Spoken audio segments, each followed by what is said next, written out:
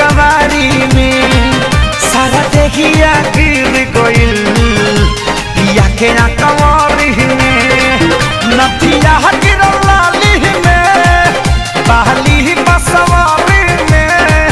नथिया गिरल लाली में बहली बसवारी में सारा देखिया गिर गइल पिया के कवारी में सारा देखिया गिर गइल पिया के कवारी में।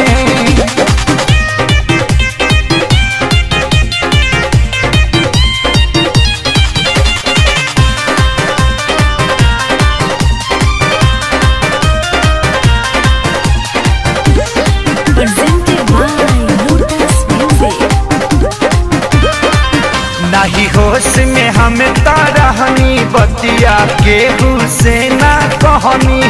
हमरो तमाचा आइल पीड़ा धीरे धीरे सहनी नहीं होश में हम तारहनी बतिया केहू से ना कहनी हमरो तमाचा आइल पीड़ा धीरे धीरे सहनी हम परनी लाचारी में मसूरिया के धारी में हम परनी लाचारी में मसूरिया के धारी में सारा देखिया गिर गइल पिया के कवारी में सारा देखिया गिर गइल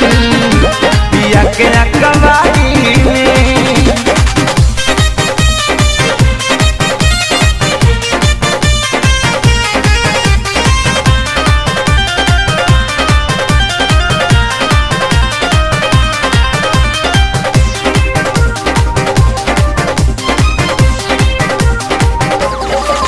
जब गाल में दतबा हलल तबे नु पता चलल टाइट रहे हमरो बॉडी उनका छुअते छुअते गलल जब गाल में दतबा हलल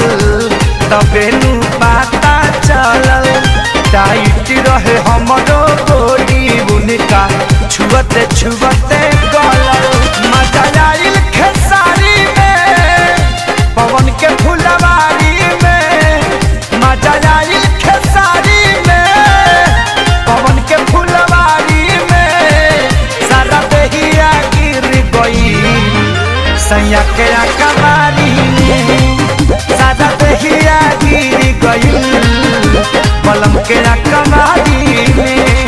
नथिया गिरल लाली में बहली बसवारी में नथिया गिरल लाली में बहली बसवारी में